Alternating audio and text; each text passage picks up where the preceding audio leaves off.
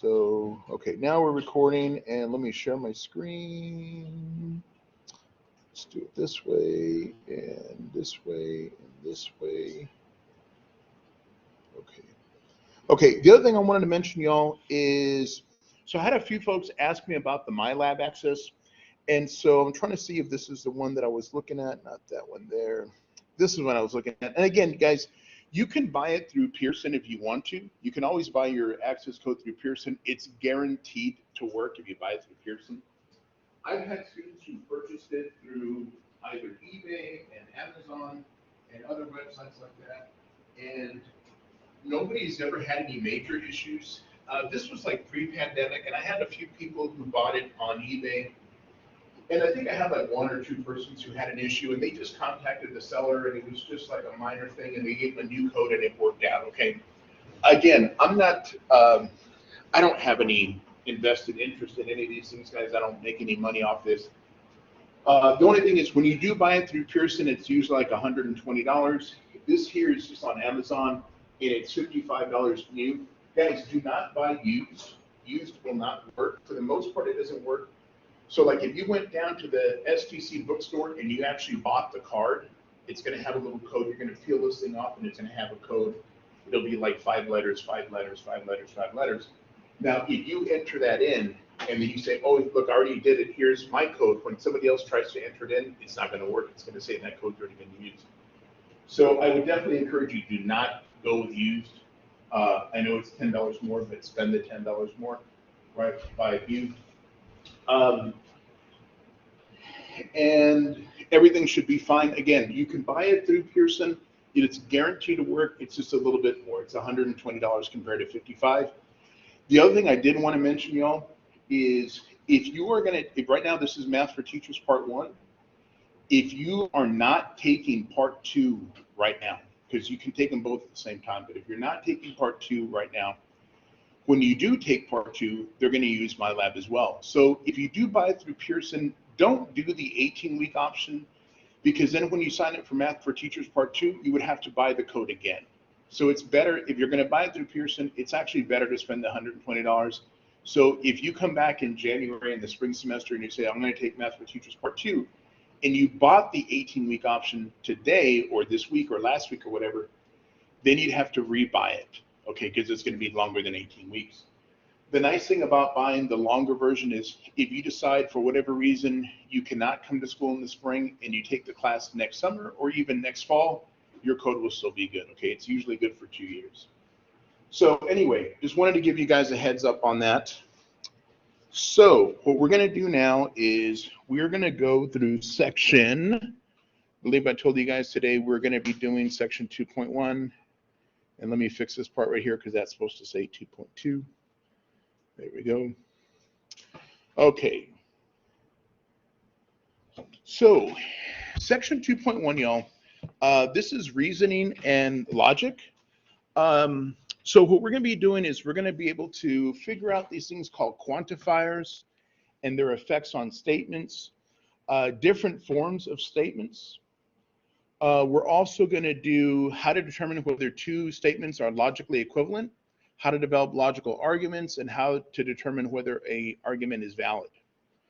Okay, so the first thing that I have here, y'all, is a couple of definitions. So the first one here says a statement.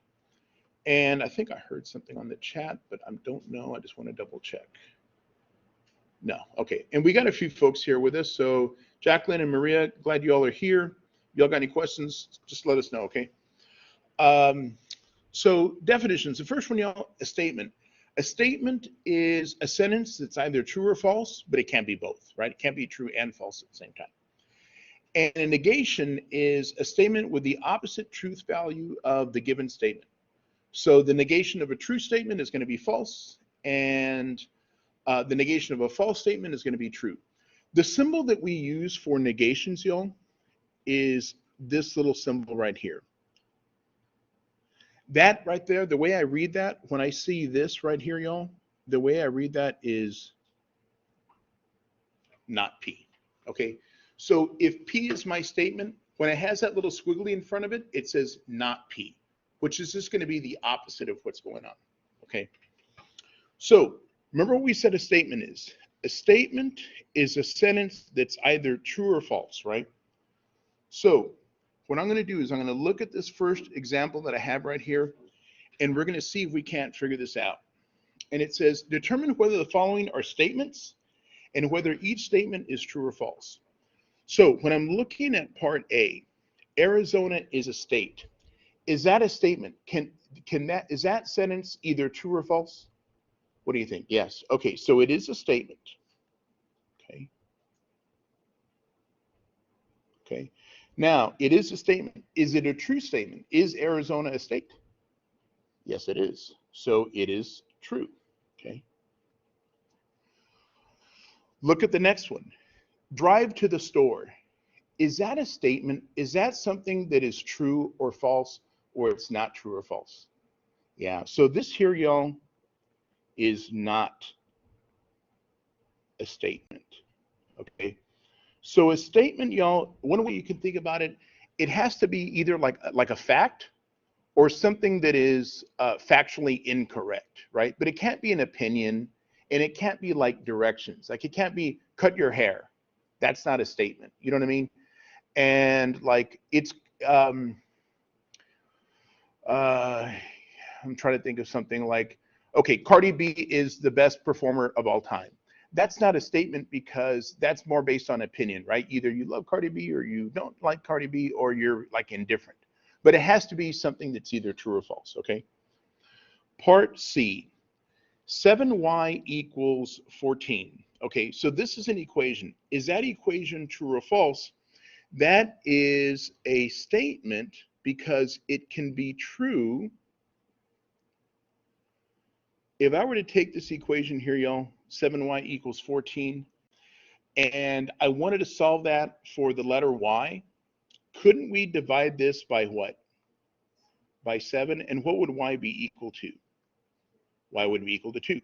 So it is a statement because it can be true if y is 2. If y is not 2, it could also be false, right? If I said y is the number 11, well, it would still be a statement. It would just be a false statement, okay? And then part D, D as in dog, is 1 plus 5 equals 7. Okay, so in order for it to be a statement, it has to be either true or false. Is that true or is that false? That's false. So we still have a statement. It's just a false statement. Okay, it's just a false statement. All right. So let me keep scrolling down over here. All right. So we have these things, y'all, called quantifiers. Okay. And quantifiers are words like all or some or every or there exists or no or none. These are what we call quantifiers. And we have something called a universal quantifier. And a universal quantifier applies to every element in the set, like all, every, or no. Those are what we call universal quantifiers. And then we have something called existential quantifiers. And existential quantifiers applies to one or more, possibly every element in a set. So some, there exists at least one. Those would be what we call quantifiers, okay? So part A says, use quantifiers to make each of the following statements true where n is a natural number, okay? So we want to use quantifiers, okay? So that means, is this going to be for every number or is this going to be for some number, okay? So universal quantifiers, I'm sorry, would either be for all or for every number, and existentials would be for there exists at least one or some of them, okay? So I'm going to look at part A, and it says n plus 7 is equal to 10. Okay, when is that going to be true? So the part A will be true for n is equal to 3, because 3 plus 7 would give me 10. So it's going to be for some values, right? For some values like n when it's equal to 3, okay? It wouldn't be for every value, but it would be for some of them. okay? Now, when I look at part B, y'all, part B says n squared is equal to 9, okay? I want you to think about this for a minute. What number, when you square it, would give you 9?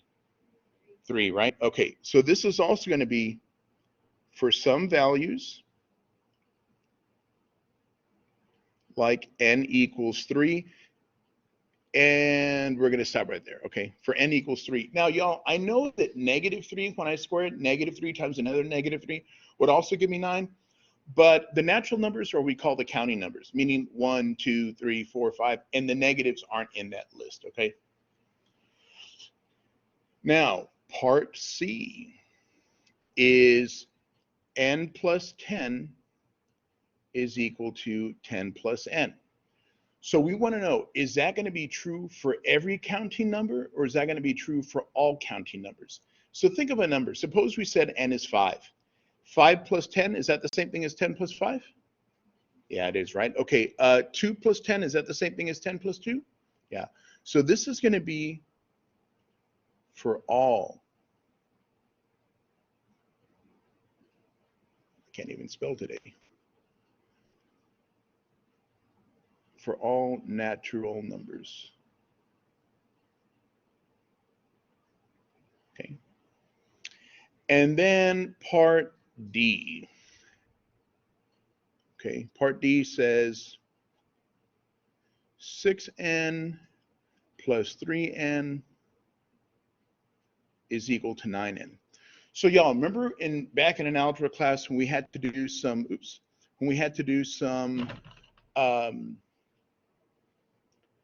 some combining like terms? 6n plus 3n, was that always equal to 9n when we would combine like terms? Wouldn't we just add the numbers in front and keep that in? So again, this here is going to be true for all natural numbers n, okay?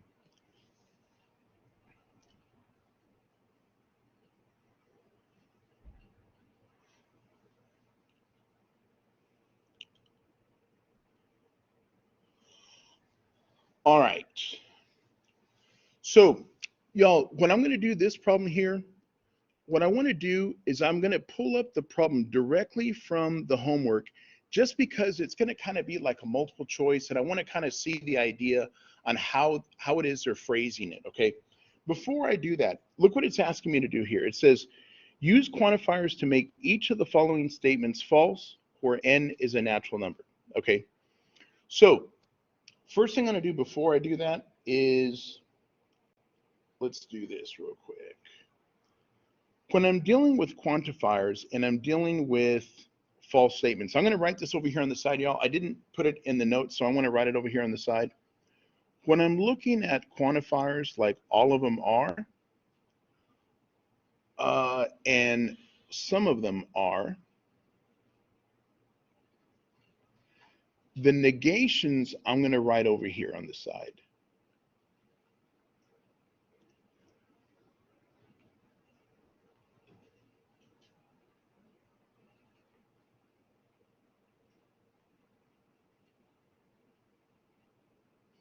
And the way the negations are going to work is going to kind of be diagonal from each other.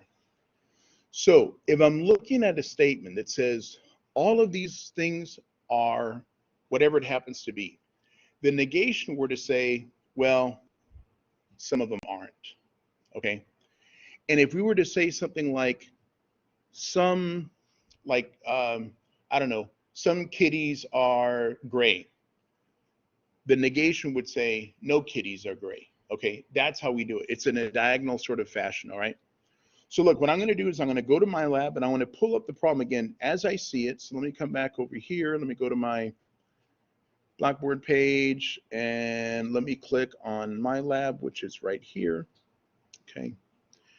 And I'm going to go through the problem. And what I'm going to do, y'all, I'm going to click right here under assignments. And here is 2.1. Again, y'all, remember 1.1 is due by this evening, right? So just friendly reminder. Okay, so I believe this is going to be something like question number 3. Okay, so it says use quantifiers to make each of the following statements false where n is a natural number. So y'all, so I don't have to keep kind of going back and forth as much, I'm going to do it this way. I'm going to do a little copy and paste. So let me copy this guy over here. Okay, and it's going to be a similar problem. It won't be exactly the same one that I had there, but it's going to be something similar. So you notice I have n plus 7 equals 16, and the problem we had over here was n plus 8 equals 4, but it's the same sort of idea. Okay, so what I would do for the first part, y'all, when I'm solving n plus 7 equals 16, right? Okay, if I wanted to know when is this thing here going to be true, what I'm going to do is I'm going to subtract 7 on both sides, okay? And 16 minus 7 is going to give me 9, right? Okay. So the only time that this thing here is going to be true, the only time it's going to be true is when n is equal to 9, right? So it's only true at one occasion. It's only true when n is equal to 9. That is what we call an existential quantifier. It's only true for some values. In this case, it's true when n is equal to 9. So if I wanted to find the negation of that, what we're going to say is none of them are, right? So we want to see if we can find something that's going to be a false statement. So I'm going to come back over here and it says there exists at most one natural number such that n plus 7 equals 16. Now that is true, right? That's true when n equals 9. Okay, now for all natural numbers, n plus 7 equals 16. Is that always going to be true? No, it's only true when n is what number? It's only true when n equals 9. So I know that's a false statement, right? I know that's going to be false. All right. Now, look at the next part. There exists exactly one natural number such that n plus 7 is equal to 16. Well, yeah, that's true. That's true when n is what number? When n is 9, right? Now, look at the next one. It says, for some natural numbers, n plus 7 equals 16. Yes, that is true when n is equal to 9. So which would be my false statement? B, right? That's going to be my false statement. It's saying it's true all the time, but it's not always true. It's only true when n equals 9. So look, y'all, what I would do is I'd come back over here and I would choose choice B because I know that is false. And I'm going to check it and I'm going to go on to the next one. Okay. Now look, I'm going to do the same sort of idea here. Okay. I'm going to do a little copy and paste. And again, guys, I know that this logic stuff, and I don't know how much you guys have seen this kind of logic stuff before, but probably in an algebra class, you did not. And so part of it, it's just kind of like learning something for the first time can always be a little tricky. So what I want to do is kind of go through a couple of the problems to make that process a little easier, okay? So look, let me look at part B. Part B says n squared is equal to 36, okay? So I'm going to do this. N squared equals 36. Now, does anybody know what number do you have to square to get 36? What number do you got to multiply by itself to get 36? 6. Okay, so we know this is going to be true. We know this is going to be true only when n is equal to 6. That's the only time it's ever going to be true.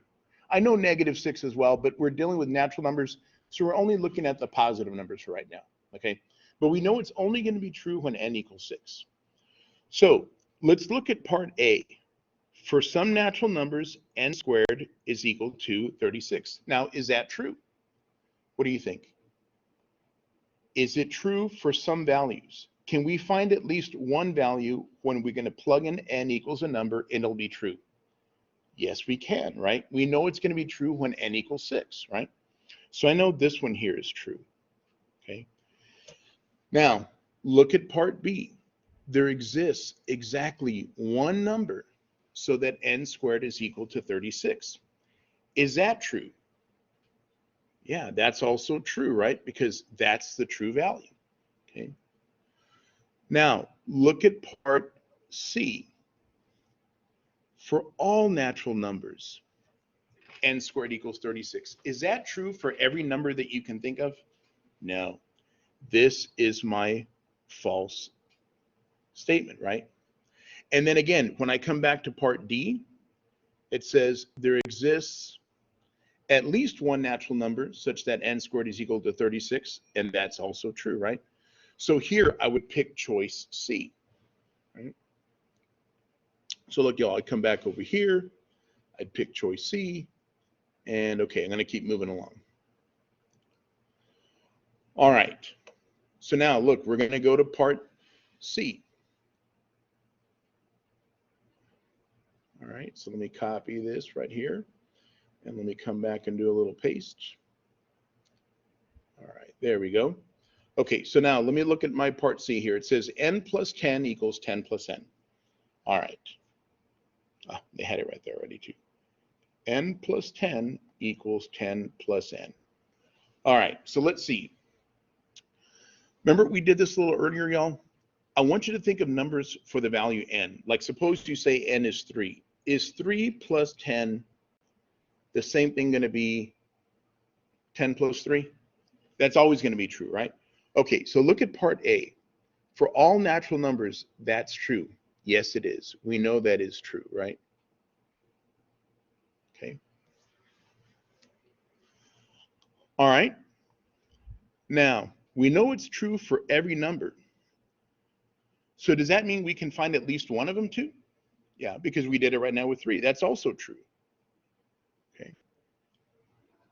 All right. And if we know it's true for every number, and we know we can find one, I bet you we can find at least 2, right? Because we did it with 3. We can do it with, say, 5. So we know that's also going to be true. Okay. And then when I look at part D, there is no number where that's going to be true. Now, that's not the case, right? That's going to be false. Okay. So when I look at this one here, my choice for part C would be D, because that is the false statement, right? So look, I'm going to come back over here. I'm going to select choice D. I'm going to hit check my answer, and I'll keep moving along. All right. And we got one more part here. Again, I'll do it the same way. All right, so let me copy that right there. Let me throw this over here. Okay, so part D, what they gave us was 8n plus 2n equals 10n, right? And remember, like if we were back in an algebra class, so I'm guessing last semester, maybe before the pandemic, maybe you guys took college algebra, but we know that if we were to combine those two terms, we would end up with the 10n. So we know that's always going to be true, right? This is combining like terms. Whether we use n's or x's, usually in college algebra we use x's, but right now we're using n's. It's the same ideas. Okay, for all natural numbers, is that true? Yeah, that's always going to be true, right? Because we're just combining like terms. And again, we could do it for like say n equals say 1. 8 times 1 would be 8. 2 times 1 would be 2. 10 times 1 would be 10. And that would be true, right? Now, again, if it's true for all numbers, that means we can find at least 2 numbers where that's going to work. That's also true. And because it's true for all numbers, we know that we can find at least 1 number. And so then my false statement is going to have to be choice D, right? That's going to have to be my false statement because it's saying it's never going to work. Well, we know it's always going to work, right? So that's going to be my false statement. Does that make sense on what I'm trying to do here? I'm looking for the one that's going to make it false. Which one of those things there is false, right? So again, I'll come back over here, y'all, and I'll click on choice D, and I'll hit check my answer, and we got it, right? All right, so let me scroll back to my notes, right? So I can take a look at what it is I'm trying to find. Okay, so truth tables. So a symbolic system, y'all, to show all possible true-false patterns for statements is what we call a truth table, okay? So we're gonna have a statement like P, okay? Whatever that statement happens to be, right? And then that statement can either be true or it can be false, okay? And if the statement is true, then the negation is false. And if the statement is false, then the negation is true. think about it in terms of like positive and negative numbers. If you take the opposite of a positive number, it's negative. And if you take the opposite of a negative number, it's positive, okay? All right, where did this thing go? Okay, I don't know why it jumped all the way down here, but we have something here, y'all, called the conjunction. The conjunction, y'all, the term for conjunction is and, okay? And I'm gonna kind of zoom out a little bit because I don't know why there's such a big space there, but I want us to use these two statements that I have at the top for the P and the Q so that we can figure out how this makes sense, okay? So suppose we're applying for a job somewhere, and in order for you to be qualified for the job, it says on the application, you must have a bachelor's degree and you must have 3 years of accounting experience, right? Or whatever experience. I mean, you must have 3 years of experience, okay? Now, what we're looking at here, y'all, there's going to be 4 cases. This means I have the degree, or that's one about the degree, and this is the one about the experience, okay? So, first case, I have the degree.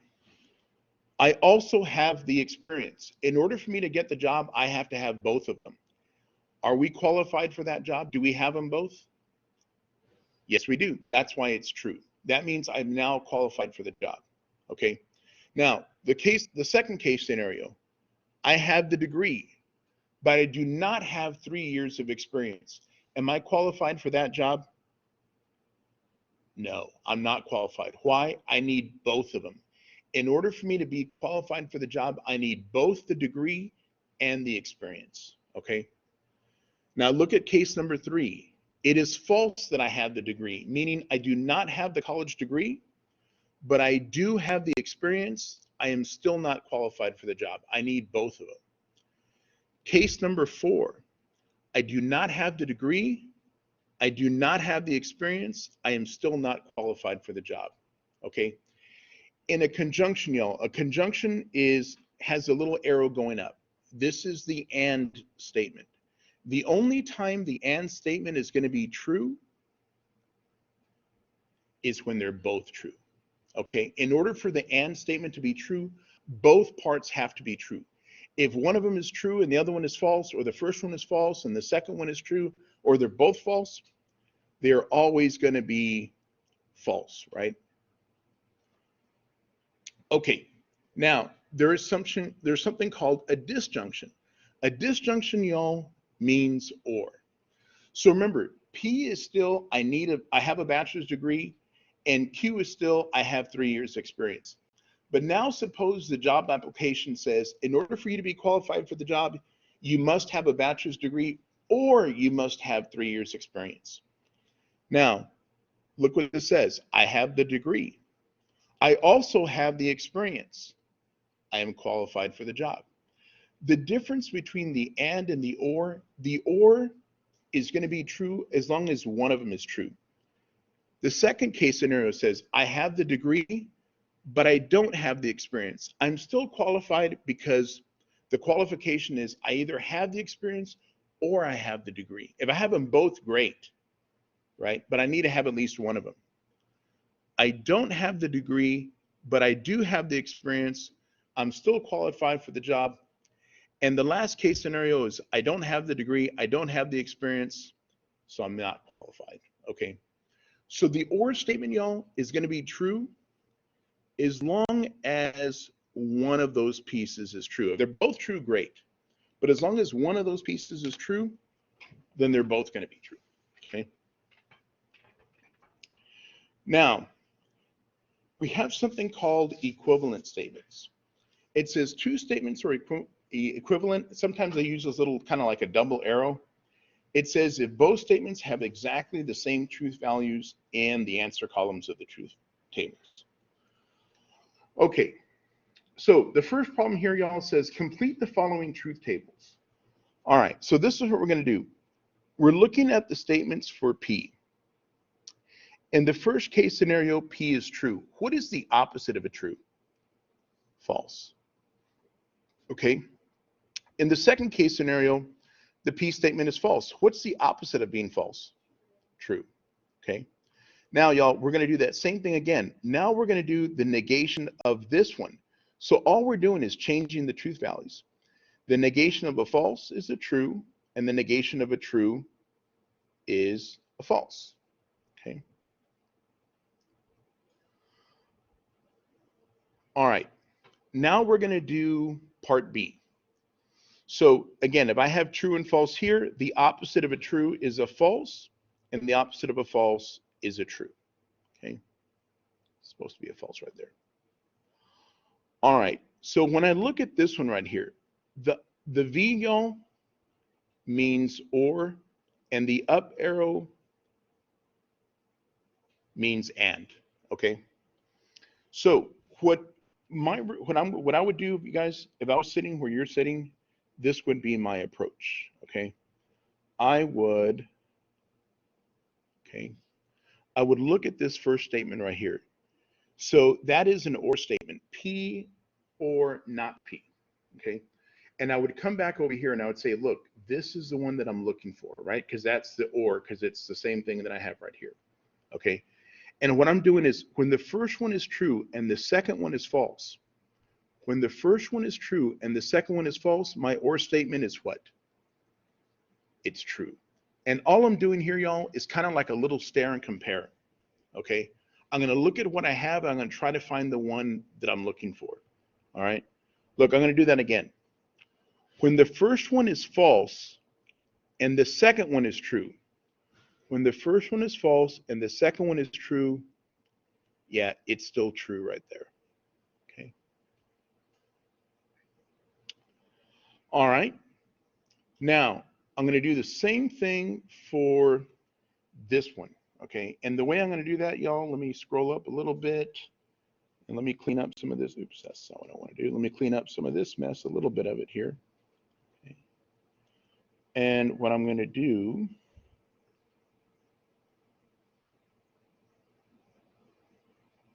okay, let me copy this guy right here. Come back one more time. Get rid of that. Don't need it. Okay. Okay. And then what I'm going to do, y'all, I'm going to look at the next one. Okay. So what I want you to notice for this part right here, y'all, that is the and statement. This is my and statement. Okay. So I'm going to do the same thing. I'm going to do a little stare and compare. The first one is true and the second one is false. When the first one is true and the second one is false, my overall answer is going to be what? False, right? Okay. When I'll do the same thing. When the first one is false and the second one is true, and the first one is false and the second one is true, my overall answer is again false, right? And that's what I'm doing. These tables right here, y'all, the one for conjunction and disjunction, are going to be how I'm going to do most of these problems. I'm going to be looking at those tables and then trying to match up what do I have, okay?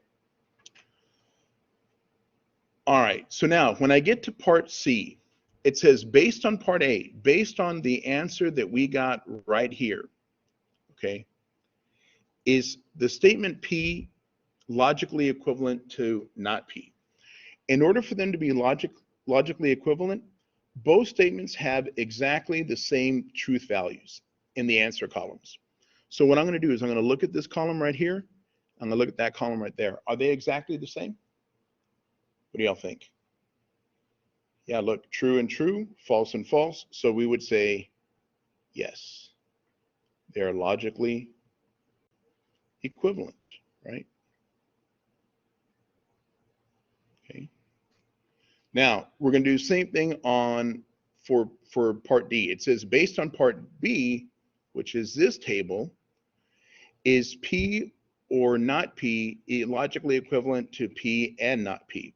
So does this column here match up exactly with that column there? No, it doesn't, right? Okay. They have to be exactly the same. That's how we know whether statements are logically equivalent. I'm sorry, say that again?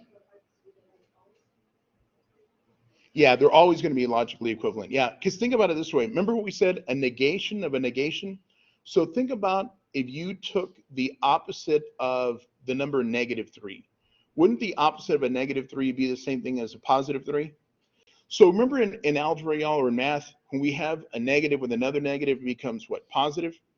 So when I have the negation of another negation, it's the same thing as the statement itself, right?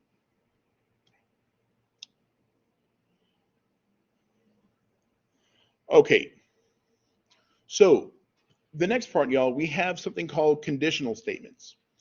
If P, then Q. Conditional statements say, if this happens, then that's going to happen too. Okay. So if you happen to live at home, I know not everybody, when I mean by home, like you still live with your parents, like you still live with mom and dad. So if you happen to live at home, your parents may want to like reward you for doing well. So if your parents were to say, look, you know what, if you make an A in Math 1350, I'm going to get you a car, right? I'll buy you a car. So let's go through the case scenarios and see what happens. Okay, remember, P is a statement, you will get an A. Q is a statement, I will buy you a car. Okay, so you made an A, that was true. I got you the car, right? Okay, I'm good, right? We did what we said we were going to do. All right. Now look at part B, or the second one. You made an A. They did not buy you the car. Pues qué tal? That's bogus, man. You said if I got an A, you're going to get me a car, and you didn't get me the car, right? So I was lying to you. That was not a cool thing to do. All right. All right. You did not get an A. Who knows? Maybe you got a B, right? Suppose you got a B, and your parents, you know what? I know I told you if you got an A, I'm going to get your car. You got a B. I'm still really proud of you. They bought you the car anyway. They were still telling you the truth. They could still buy you a car, right? Even though you didn't get an A. Now, you did not get an A. They said, hey, I'm going to get you a car if you get an A. So they didn't buy you the car. They were still upholding their end of the bargain, right? That's sort of the idea on how to think of if P, then Q, okay? It says the conditional statement is going to be true in every case except from true and then false. That's the only time I'm going to get a false statement. Other than that, it's always going to be true. And y'all, again, when I'm doing some of these problems, what I'm going to be doing, I'm going to be using these tables. These are kind of like my formula sheets almost. I'm going to be using those tables to do a lot of these problems, okay? And then a biconditional statement says P if and only if Q. All that would mean is I will get you a car if and only if you make an A. So the only way that I'm going to get you the car is if you make an A, and if I've got you a car, it's because you made an A. So you made an A, I got you the car, that's true. You made an A, I did not get you the car. I did not uphold my end of the bargain, okay? The only way I'm getting you a car is if you make an A. You didn't make an A, I still bought you the car. I didn't uphold my end of the bargain, right? The only way you were going to get the car is if you made an A. You didn't get an A, so you didn't get a car. I upheld my end of the bargain, right? I'm still telling you the truth. I still did what I said I was going to do, okay? That's the difference between conditional and biconditional, all right? And look what it says right here, y'all. It says the biconditional statement, P, and the way I read this part right here, y'all, is P if and only if Q. That's how I read this little part. Is true only when P and Q have the same truth values. So if they're both true, then it's true. And if they're both false, then it's also true. Okay. All right. So let's see. Let's see if we can do this problem here. It says, complete the following truth table. Okay, so guys, the first thing I'm going to do here, because I'm using each of these different components, I'm going to come back over here and I'm going to erase this little part. Come on, pen. There we go. All right. Sometimes my pen freezes up a little bit, but I'm going to copy this guy right here, okay, because I want to use it in a second.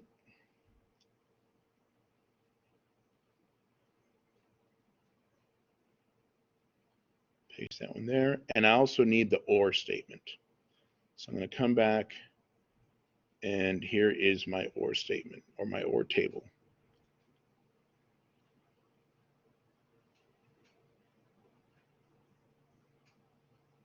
So y'all, when you're doing your homework for these sections here, the one thing you're going to be using is you're going to be using those kind of general tables that I have here, all right? Okay. All right. So let's see if we can't figure some of this stuff out here. I'm trying to get everything on the same screen. All right. Look at the first one. We're going to fill in the values for column 3, y'all. So we're doing the P then Q. So I'm using this table right here. Okay. When the first one P is true and the second one Q is true, when P is Q and Q is true, if P then Q is also true. So I'm going to put a T right there. Okay. When P is true, sorry, and when the second one is false, when the first one is true and the second one is false, my overall answer is false. Okay. False then true. There we go. False then false, also true. Okay. We got that part. Now, we're going to do column number 4. Look at column number 4. Column number 4 says not P. Okay. So y'all, I want you to look at this column right here. And what we're going to do is we're going to change the truth values. We're going to do the negation. So if they're true, we're going to make them false. And if they're false, we're going to make them true. So if I look at this one right here, and all I'm going to do is change my truth values. Does everybody agree that's going to be false, false, and true, true? Because all we're doing is changing the values, right? All right. Now we're going to go ahead and do column number 5. Okay. So let me get rid of that because I don't need it right now. Let me get rid of that because I don't need it. Okay. Now I'm going to do column number 5. Column number 5 is not P or Q. Okay. So I'm going to look at this one here, and I'm going to look at this one here, and I'm doing this one, right? The OR, the V. Okay. That just means OR.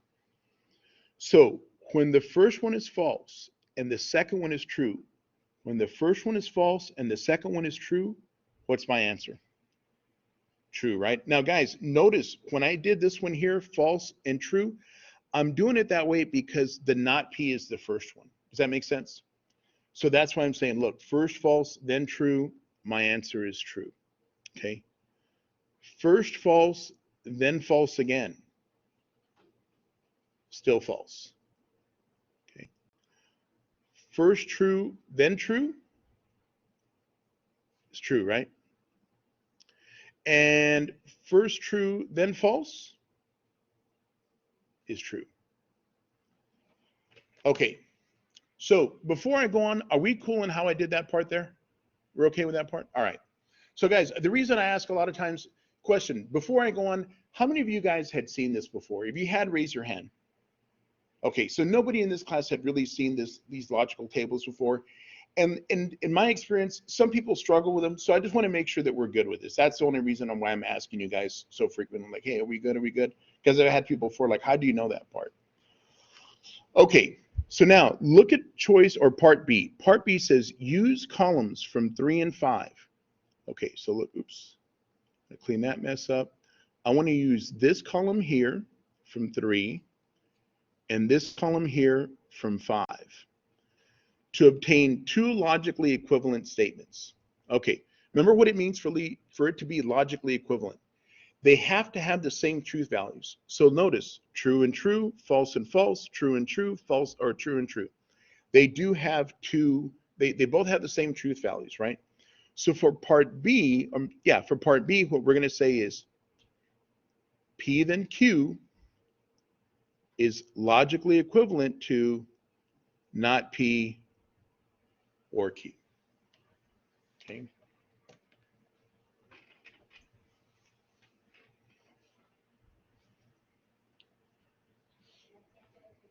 And that's my answer for part B, right? Because and again, all I'm doing here, y'all, is I'm just saying this part here is logically equivalent to that part right there, right? Okay, so now when I go to part C says, use my answer from this piece to write an implication that is logically equivalent to 2 plus 3 is not equal to 5, or 4 plus 6 is equal to 10. Okay, so I'm going to show you how I'm going to do this part. We're going to write an implication. An implication means, y'all, we're going to write a P then Q statement, meaning if something, if P, then Q. Okay, so I want you to look at what this first statement here says. 2 plus 3 is not equal to 5. Okay, and then after that, I have an or. 4 plus 6 is equal to 10. Okay, so I want you to notice, y'all, when I'm writing this part here, that V really means my or. Okay, the V is the or statement. So right here, when it says 2 plus 3 is not equal to 5, look what I have in front of that or. I have a not P. 2 plus 3 is not equal to 5. What would the opposite of not being equal to mean? Anybody know what the opposite of not equal to is? Equal to. So what we're going to say, y'all, if 2 plus 3 equals 5, then here we have our Q statement. If you look right here at the end, look at what my Q statement is. 4 plus 6 is equal to 10. So all I'm doing here, y'all, is since this is my or statement, what we're trying to do is we're trying to find what was the original P. And if the not P is 2 plus 3 is not equal to 5, then the value of P would have just been 2 plus 3 equals 5. And Q is 4 plus 6 equals 10. So we're saying if 2 plus 3 equals 5, then 4 plus 6 equals 10. It's just a way of writing logical statements, okay? Or logically equivalent statements.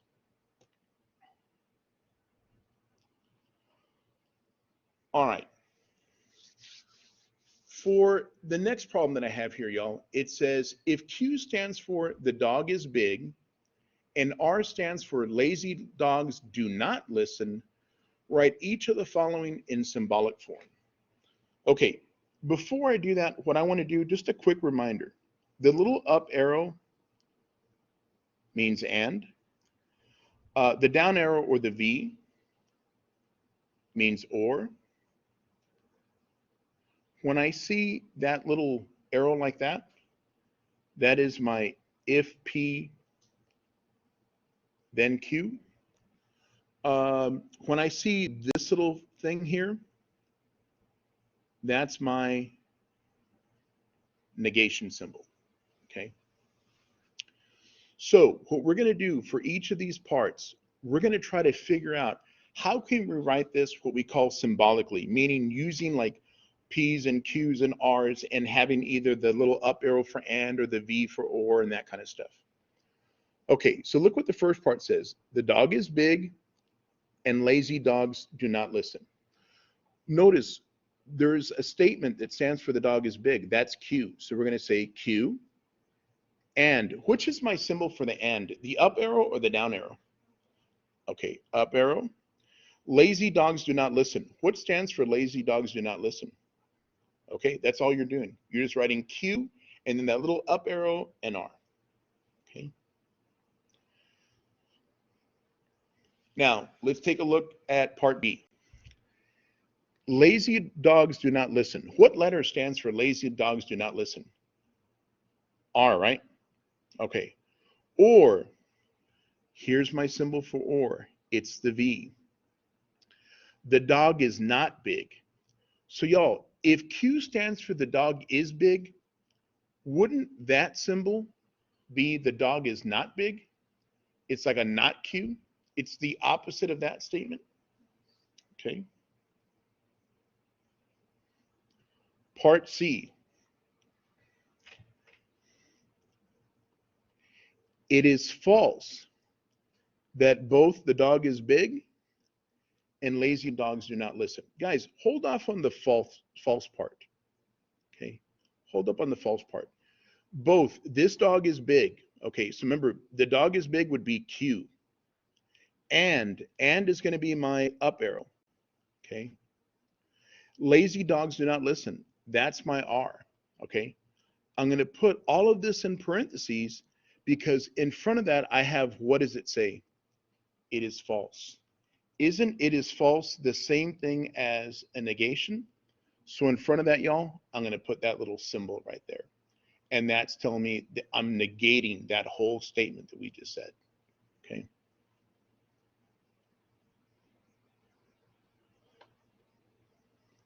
Okay, part D.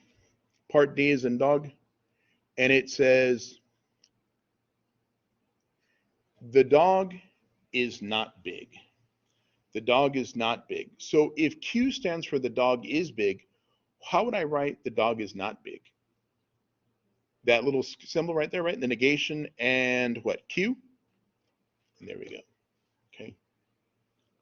So again, y'all, what I'm really trying to do in these problems is figure out which of those symbols am I going to end up using, okay?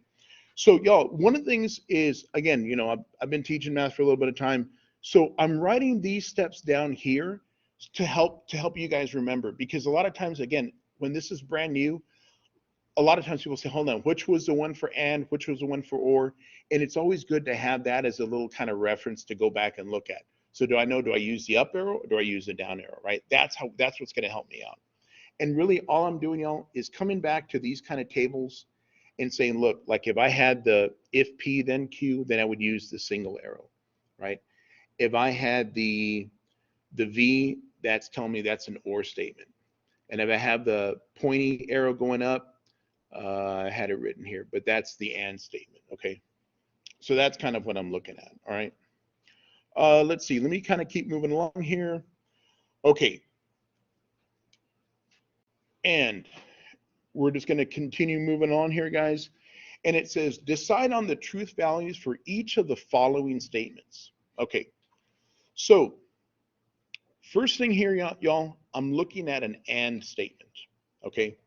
So again, I'm just going to copy one more thing down, y'all, before I move on again, just because I think it's easier when I have this easily accessible. So I'm going to copy that guy right there. Come back to my notes. And I'm going to put this right over here on the side just so that I have a reference. Okay.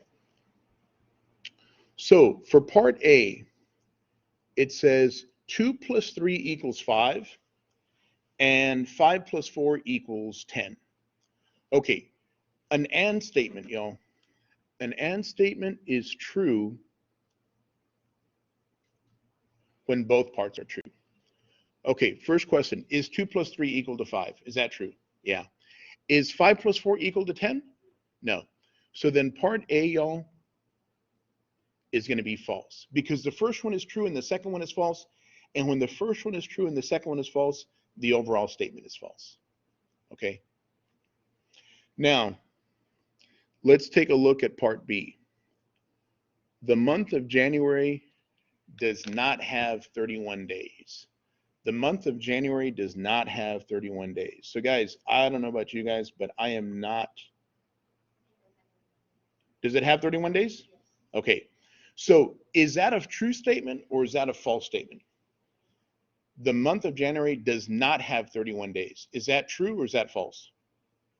That's false because it does have 31 days, right? So part B is going to be false, right? Because we know it does have 31 days. All right, part C. A hexagon has 7 sides. Anybody know what a hexagon is? How many sides are in a hexagon? Hexagon has 6 sides. So a hexagon has 7 sides. That is false because we know a hexagon actually has 6 sides, right? Not 7. Okay, part D is in dog. If a rectangle has 2 sides of the same length, then the rectangle has three sides of the same length. So look, y'all, I'm going to draw a rectangle here, okay? So I know that this side here and that side there match up, right? And I know that this side here and that side there match up. But do we have three sides that have the same length? No, right? So for part D, we're going to say false, okay? And now we're going to do part E. It says if a rectangle has three sides of the same length. So you look, y'all, I'm going to draw a rectangle with three sides of the same length, okay? Then it says, then the rectangle has two sides of the same length. Okay, so look, in this case, actually, all of them are the same side. But does that mean that we at least have two sides of the same length? Yeah, we still do, right? This is still going to be true. Why? Because that one there and that one there match up. I know that they match up here too, but we still have two sides that, right, of the same length. Okay.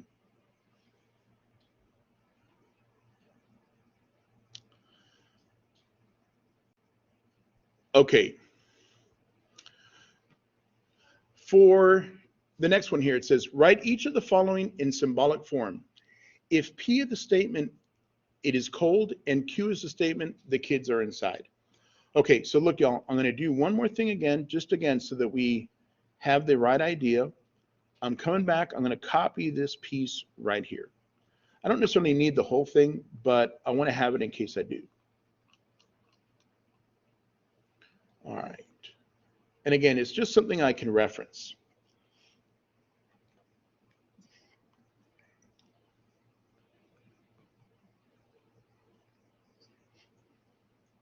The way I write this, y'all, is if P, then Q.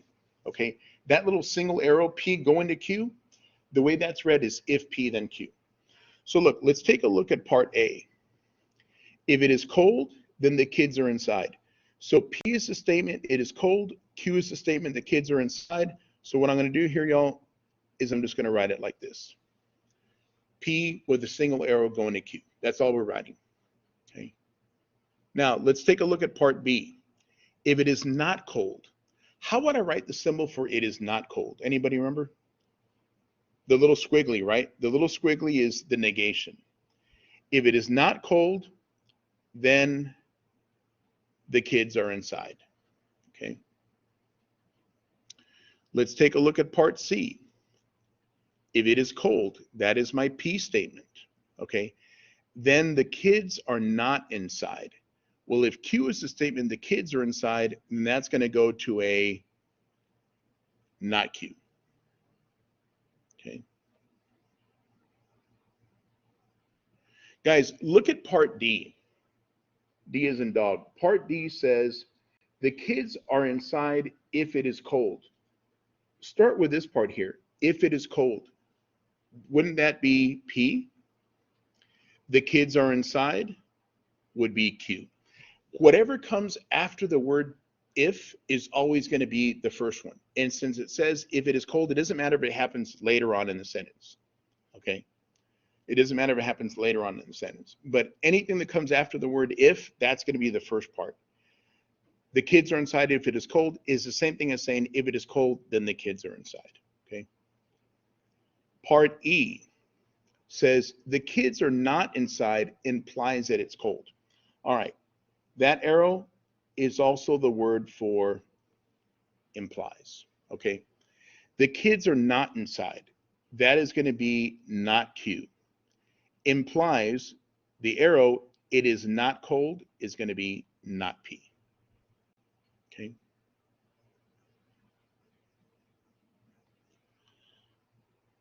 All right. And finally, part F. Part F says the kids are inside if and only if it is cold. So the kids are inside is my Q statement. It is cold is my P statement. The if and only if, y'all, is that double arrow right there, the one that goes back and forth. That was what we called the biconditional. And I'm just going to scroll up again just to remind you guys, like, how did I know that? Right here. Under my biconditional statement, it's P if and only if Q. That's that little double arrow that I'm looking for there, okay? So again, a lot of this stuff here, guys, is new, and it's a lot of stuff that we haven't seen before. So what we're trying to do is try to figure out, okay, what's my approach going to be? Okay.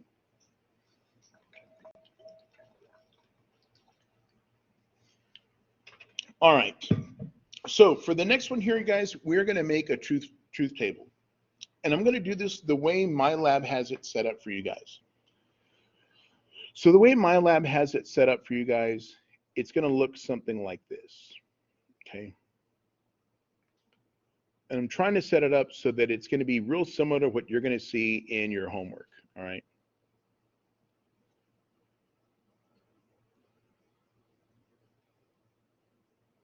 Okay. And the way it's going to appear in your homework, y'all, is that this one is going to be true, and this one is going to be true, and this one is going to be true, and this one's going to be false, okay? And what we're going to do is we're going to fill this out in stages, okay? So I want you to notice something here. P, the way they're doing this the first time is both true and true, and then Q is going to go true, false. So what I want to do is I want to see if I can figure out the next line. So the next line is not Q. Here's Q. If Q is true, what would not Q look like here? False, right? And if Q here is false, then not Q would be true. Okay. Now, the second part, y'all, we're going to fill out the next column right here. So P and not Q. Again, y'all, the way I'm going to do this, let me see if I can copy some of this stuff back down again. I know I'm kind of going back and forth a lot, y'all, but I'm doing that because I want to be able to access these tables as I go through, okay, without having me to keep scrolling every single time. All right, so look, let me put this guy right there. Okay, so what I'm going to do now, y'all, is I'm going to use this table to answer this first part here. So P and not Q. This is my and, right? So that's why I'm using my and right there. So look, P and not Q. True and false. True and false is what? False, right? So we're going to put an F right here, okay? The next one, true and true.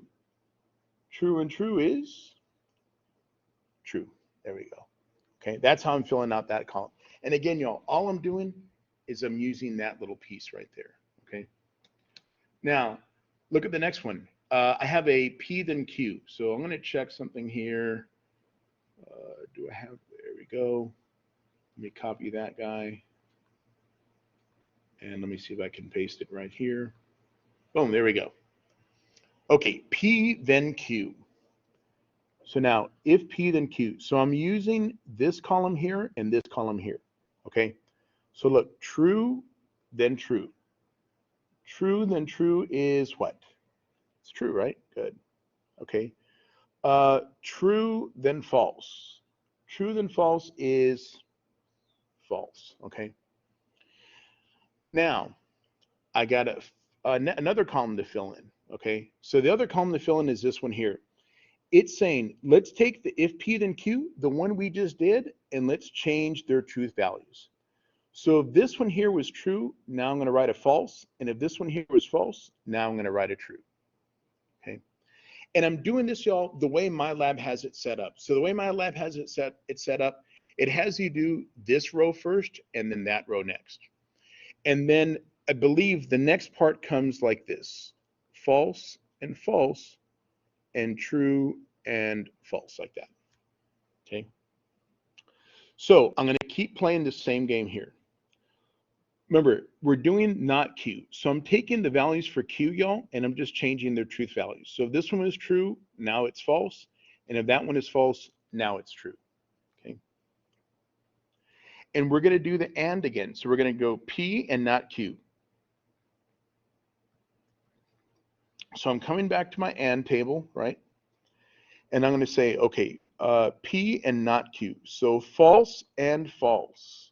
False and false is still false. And false and true. false and true is still false. Okay. And then I'm going to go back to my if P then Q statement. So I'm going to come back and I'm going to use the first column and the second column. Okay. So look, false then true is true, and false and another false is still true. Okay. And then remember how we did the last column? We're just changing the truth values of the column next to it. So if this is true, this is now going to be false. If that's true, that's now going to be false. Okay. And now, the last sentence here says, are any of the statements in the problem above logically equivalent? In order for them to be logically equivalent, they have to have the same truth values. Y'all, I want you to look at this column here, and I want you to look at this column here. Don't they have the same truth values, right? So then what I would say is we would say P and not Q is logically equivalent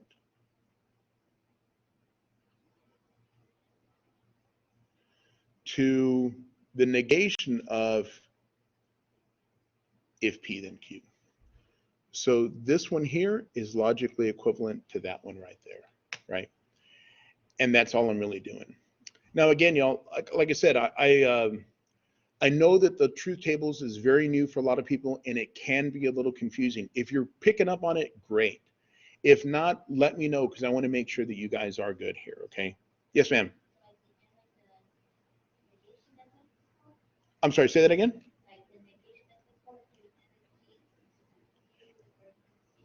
Yeah, so this one here is logically equivalent to that one there. Yeah, is that what your question was? Yeah. And let me see. And okay, guys, so that's 2.1 right there, right? And so again, one thing I want to mention is when you look at the homework here, it logged me out, I think. When you look at the homework here in MyLab, y'all, the problems are going to be, let me see. Here we go. They should be relatively similar to what we were doing here, okay? So again, notice how like this one here is giving me, again, it gave me the first two, right? So look, if I was doing this one here, I would say, what's the negation of true? False. What's the negation of false? True, right? And then now how I'm going to do this one, I'm going to come back, y'all, and I'm going to look at my AND table, okay? Now, the one thing I want to mention is that, is it important, like if you have one true and one false, is it important which one is false first and then true? Or if it's true first and then false? Not always, but it does, y'all, with this one here. Look, when the first one is true and the second one is false, it's false. When the first one is false and the second one is true, it's true. So the order does matter in some cases. So I always say, just pretend the order always matters, okay? Because then you never have to worry about, oh, in this case, the order matters. But if you always do it with the way the order matters, then it's always going to work, right? But what I would do if I was doing that, let me see, if I was doing this problem right here, and I'm sitting where you're sitting, what I would do is I would say, look, true and then false. So true then false is going to be false. And then true again, true and then true again is going to be true. And then I would say, look, if P then Q. So true then true is true. True then false should be false. And then how I'm going to do this one, I'm going to look at these two values and I'm just going to change them. So I'm going to make that one false and I'm going to make that one true, and it's going to have me check it halfway through. Cool. And then look, it gave me the rest of it, right? So that's why I was kind of showing you how to do the problem, you know, based on what we had there, okay? Yeah, I'll keep skipping. All right. Let R stand for the food is good. P stand for I eat too much. If I eat too much, then I'll exercise, right? There's got to be another one, Q right here, right? So all I'm going to do, guys, is just kind of match it up, right?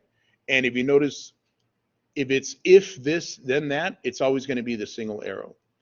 If I eat too much is P. So I'm going to start off with P. Then I'll exercise. That is Q. There it is. I'm going to check it. Boom. And I'm done, right? That's all I'm kind of looking for in these problems, all right? All right. So anywho, guys, that right there, let me go ahead and stop recording over here.